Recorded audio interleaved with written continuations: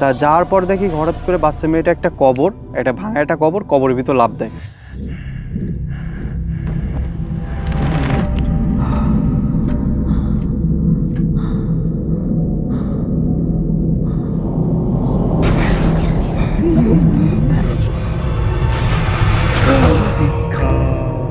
WhatsApp বাজান, this is Khan and welcome back to খানের ভৌতিক এলাকায়। অ্যান্ড আমি খান সাহেব, সাথে আছে নাজিদুল নিশো। আমরা অ্যাগেন চলে আসছি আমাদের সেই অতি পরিচিত ভৌতিক এলাকায়, মানে সেই পরিবেশে। আজকে অলরেডি আমরা আমাদের স্টুডিও বললে চলে, আমরা অলরেডি একটু ভয়টায় পাওয়া গেছি। জায়গাটা খুব ভালো লাগে, ভালো লাগে, ভয়ও লাগে। অলরেডি একটু ভয়টায় পেয়ে গেছি, আর বেশিক্ষণ মন দাঁড়াচ্ছে না, আমরা তাড়াতাড়ি শেষ করে বাড়ি যাব। আজকে তোর কাছে শুনছি একটা ঘটনা আছে, ওটা তাড়াতাড়ি বল, গরমও লাগতেছে, শেষ করে বাড়ি যাই। আচ্ছা, এই ঘটনাটা এটা হচ্ছে আমার এক বন্ধু, আমরা একসাথে পড়ালেখা করি। তা ওর এক ক্লোজ ফ্রেন্ডের সাথে আমরা এখন অনার্স করতেছি, তো তা অনেক জায়গার অনেক ফ্রেন্ড একসাথে উঠছি, অনেক দূরের যে বন্ধুগুলো আছে। আচ্ছা, ওদের বাসা এই যে ঘটনাটা বলছে, ওর বাসা হচ্ছে মোংলার ওইদিকে, সুন্দরবনের কাছে। তা ওর যে ফ্রেন্ডের সাথে ঘটছে, ওর বাসাও আবার ওই সুন্দরবনের কাছে। তা ও হচ্ছে আবার এক মেডিকেলে পড়ে, তা নামটা সবকিছু শেয়ার করতে মানা করছে। আচ্ছা, তা ঘটনাটা হচ্ছে ওর যে বন্ধু, ওর বন্ধুটা ছিল হচ্ছে অনেক বেশি সাহসী। মানে ও বলতে গেলে এক প্রকার এই যে ভূত পেত এইগুলা কোনো কিছু বিশ্বাসই করতো না। আচ্ছা, আবার ও হচ্ছে অনেক বেশি মেধাবী স্টুডেন্ট ছিল। সারাটা দিন, ওর দিন শুরু হতো বই থেকে, আবার রাত শেষ হতো বই থেকে, এরকম একটা স্টুডেন্ট ছিল। সারাদিন পড়ালেখা করতো। তা ও যে বিশ্ববিদ্যালয়ে পড়তো, তার পাশে হচ্ছে একটা বাসা নিয়ে থাকতো। তা বাসা নিয়ে থাকতো, তো এক সময় ওই যে বাসার মালিক, সে বলে কি, বাবা তুমি এই বাসাটা একটু কয়েকদিনের জন্য ছাইড়া দাও, আমি এই বাসাটা একটু ডেকোরেশন করবো, একটু ঠিকঠাক করতে হবে, তুমি অন্য কোথাও থাকো। পরে ওর ওই বন্ধুরা একটু টেনশনে পড়ে, কারণ ওর কিছুদিন পর হচ্ছে ওই পরীক্ষাটা। আচ্ছা, ওই মানে পরীক্ষা, ওর একটা ফাইনাল ইয়ার পরীক্ষা আর কি। তা ও একটু টেনশনে পড়ে যে আমার যদি এখন এই সময় বাসা চেঞ্জ করতে হয়, আমি কোথায় পাবো বাসা, কি করব, কই থাকবো। পরে ও চিন্তা করে কি, যাই হোক আমি এখন একটু ভিতরের দিকে যাব, মানে গ্রামের দিকে যাব। আমার যদি একটু কষ্ট হবে আসতে যেতে, তাও আমি গ্রামের দিকে থাকবো, কারণ সবসময় শহরের থেকে গ্রামগুলো একটু রিল্যাক্সেবল জায়গায় থাকার ইচ্ছা, একটু কোলাহল মুক্ত জায়গা থাকে আর কি। তা ও সেই চিন্তা করে ওরকমের একদিনকে বাসা খুঁজতে বের হয়। তাও খুঁজতে খুঁজতে একটা বাসা পায়, খুব সুন্দর, মানে পুরো বলতে গেলে ফাঁকা এক জায়গায় একটা বাড়ি। তা সেইখানে একটা বাসা পায়। তা বাসাটা পাওয়ার পর ওই বাসার যে মালিক, ওই মালিক বলে কি যে, মানে মালিকের সাথে কথাবার্তা বলে যে আমি বাসাটা ভাড়া নিব, আমি এখানে থাকতে চাই। পরে মালিক বলে কি যে, তোমার তো অনেক কম বয়স, তুমি এই বাসায় তুমি থাইকো না, পরবর্তীতে সমস্যা হবে। পরে ও তো ওইসব কোনো কিছু বিশ্বাস করে না, কোনো সমস্যা হবে না, আমি আমার রিস্ক নিয়ে থাকতেছি, যা হয় আমার সাথে হবে। পরে মালিকা ওরে বারবার বুঝায়, বারবার রিকোয়েস্ট করে যে তুমি এখানে থাইকো না। ওর কথা হচ্ছে যে যেহেতু বাসাটায় কেউ থাকে না আর আপনি ভাড়াও দিবেন, আমি এখানে থাকবো। ও কেয়ার করে না, সমস্ত বিষয় কেয়ার করে না। ও পরবর্তীতে বলে আচ্ছা তাহলে তুমি যেহেতু থাকবা, তুমি তাহলে আসো। পরের দিন ও সবকিছু মাল জিনিস নিয়ে আসে। আয়সা প্রথম 1-2 দিন ও ভালোভাবে থাকে, কোনো প্রকার কোনো সমস্যা হয় না। তা পরের দিন হচ্ছে কি, ওই যে মালিক, ভালো কথা, ওই বাসায় হচ্ছে একজন বয়স্ক একজন লোক, মানে বুয়া, ও হচ্ছে রান্না বাড়া করে দিত। তা ও আবার একটু বেশি খুশি হয় যে একটা বুয়াও পেয়ে গেছে, ওর রান্না বাড়া করা লাগবে না, কোনো ঝামেলা নাই, ও সারাদিন পড়ালেখা করতে পারবে। তা ওই যে বুয়া একদিন হচ্ছে রান্না বাড়া শেষ করে মানে চলে যাবে, এই সময় হচ্ছে ওই মালিকটা আসছে। মালিকটা আয়সা দেখতেছে কি যে, মানে ওরকমের বেঞ্চে বসা আছে, মানে ওর যে পড়া টেবিলে বসা, বুয়া চলে যাচ্ছে। পরবর্তীতে ওরা তিনজন একসাথে বসে অনেকক্ষণ কথাবার্তা বলতেছে। তা কথাবার্তা বলার পর ওই যে মালিক বলতেছে কি যে, মানে ওই বাসার এক পাশে একটা জানলা ছিল, বলতেছে কি তুমি কখনো ওই জানালাটা খুলবা না, যাই হোক তোমার যত গরম থাকুক, যত অন্ধকার থাকুক তুমি কখনো ওই জানালাটা খুলবা না। পরবর্তীতে ও একদিন হয় কি, ও একদিন ওরকম বাইরে যায়, একটু মানে শরীরে দৌড়ঝাঁপ করে, বিকালবেলা দৌড়ঝাঁপ করে আসার পর ওর অনেক বেশি গরম লাগে। ও চিন্তা করে গরম লাগতেছে, ফ্যানও চলতেছে, আমি যদি ওই জানালাটা খুলে দিই, ওই পাশে মানে একটু ওই পাশটাও আবার হচ্ছে ওই পাশটা একটা কবরস্থান।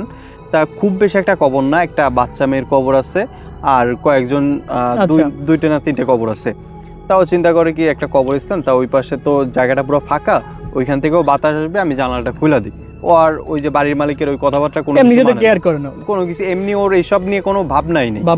পরে জানালাটা খুলে দেয়, খুলে দেওয়া ইটি করে, পরে রাত্রে যখন পড়তে বসার সময় ও জানালাটা দিয়ে ওই দিনকে হচ্ছে কি আবার ওই বুয়াটা আসে নাই।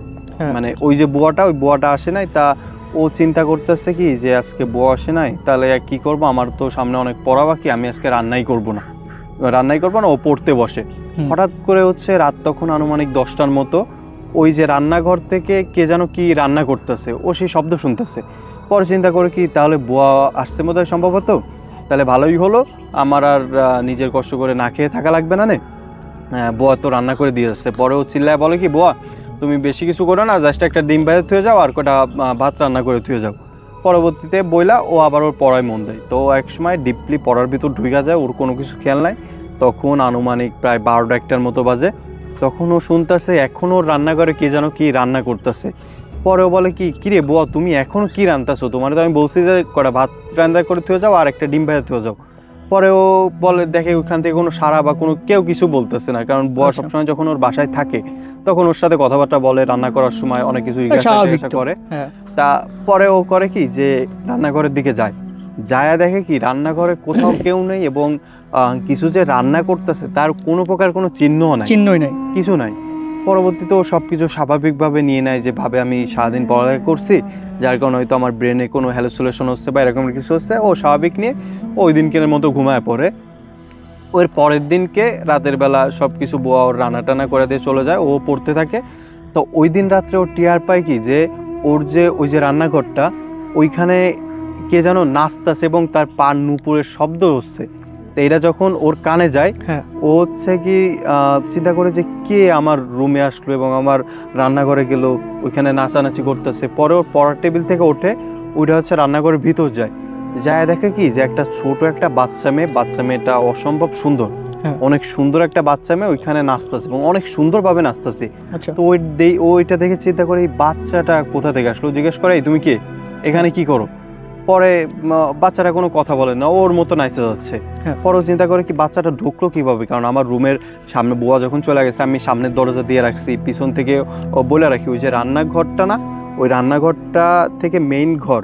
তো ওই ঢুকার সময়, রান্নাঘরে ঢুকার সময় ঢুকতে হচ্ছে বামাতে, আর ঘরের দিকে আসতে ডানাতে ছোট একটা দরজা ছিল রান্নাঘরে।